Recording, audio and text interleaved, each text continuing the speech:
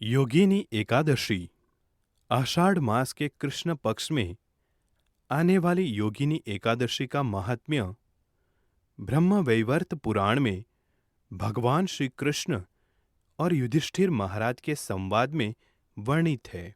एक बार युधिष्ठिर महाराज ने भगवान श्री कृष्ण को पूछा, हे भगवान, आषाढ़ मास के कृष्ण पक्ष में आने वाली एकादशी का संबोधन क्या है? भगवान श्री कृष्ण ने कहा, हे राजन, इसको योगिनी एकादशी कहते हैं। इसके पालन से व्यक्ति गंभीर पाप कर्म और भवसागर से मुक्ति पाता है। हे नृप श्रेष्ठ, अब मैं एक सुंदर कथा कहता हूं। अलकापुरी के राजा महाराज कुबेर शिवजी के अनन्य भक्त थे। हेम नाम का यक्ष उनका माली था। उसकी पत्नी विशालाक्षी बहुत सुंदर थी और यक्ष हेम विशालाक्षी पर बहुत आसक्त था। मानस सरोवर से सुंदर फूल इकट्ठा करके वो फूल हेम कुबेर को देता था। कुबेर उन सुंदर फूलों का उपयोग शिवजी की उपासना हेतु करते थे। एक दिन हेम ने सुंदर फूल इकट्ठा किए, पर वो कुबेर को न देकर पत्नी के प्रेम के कारण घर में रख के उसके साथ ही रहा। फूलों के अभाव के कारण पूजा संपन्न न हो सकी।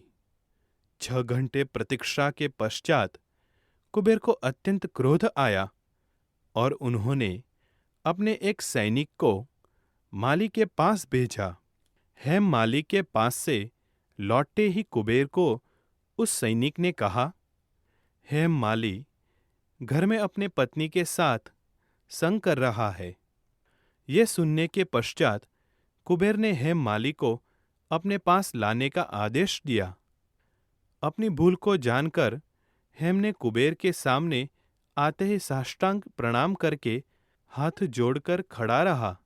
क्रोधित कुबेर ने उसे कहा, हे मूर्ख, आध्यात्मिक तत्वों का खंडन करने वाले महापापी व्यक्ति, अपनी पत्नी के आसक्ति के कारण आज तुमने मेरे प्रिय आराध्य महादेव जी का अपराध किया है। ये केवल तुम्हारे इंद्रिय भोग के कारण हुआ है। इसलिए तुम्हें कोढ़ो, ये मैं शाप देता हूं, जिससे इसके आगे तुम अपनी पत्नी से हमेशा दूर रहोगे। मूर्ख, फौरन इस जगह से निकल जाओ। कुबेर के इस श्राप से हेम माली का अलकापुरी से पतन होकर इस मृत्युलोक में जन्म हुआ। थोड़े काल बाद उसे कोढ़ हुआ। उस दुख से वो परेशान था। भूख, प्यास और परेशानी से व्याकुल होकर वो वन में गया और बहुत रात दिन उसने उसी तरह गुजारे। दिन भर उसे सुख नहीं मिलता तो रात को उसे निद्रा नहीं आती। इसी तरह उसने अनेक सर्दी गर्मी के वर्ष निकाले। पिछले जन्म में शिवजी की उपासना में सहायता करने के कारण उसे अपने पिछले जन्म का स्मरण था और अनेक पाप कार्यों में मग्न होते हुए भी उसकी चेतना शुद्ध और सावधान थी। भ्रमण करते करते एक दिन वो मेरु पर्वत पर पहुंचा। वहां पर उसने महान तपस्वी मार्कंडेय जी को देखा, जिनकी आयु 7 कल्प है। उन्हें देखकर दूर से ही उसने अनेक बार साष्टांग प्रणाम किया तो दयावान, करुणावान मार्कंडेय ऋषि ने उसे अपने समीप बुलाकर पूछा, तुमने ऐसा कौन सा महापाप किया है जिससे तुम्हें ये रोग हुआ है?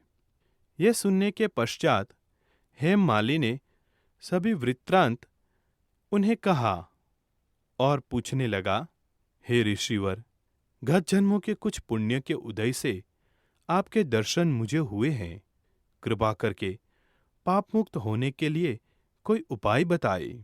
तभी मार्कंडेय ऋषि ने कहा, हे माली, आषाढ़ मास की कृष्ण पक्ष में जो योगिनी एकादशी आती है, उस व्रत का पालन तुम करो।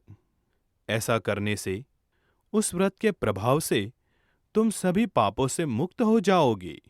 ये सुनकर हेम माली ने उस व्रत का कठोरता से पालन किया और कोढ़ मुक्त होकर अलकापुरी को लौट गया और अपनी पत्नी के साथ आनंद में रहने लगा।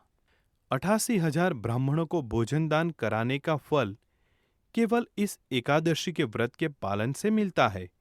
सभी पापों से मुक्त होकर व्यक्ति पुण्यवान बन जाता है।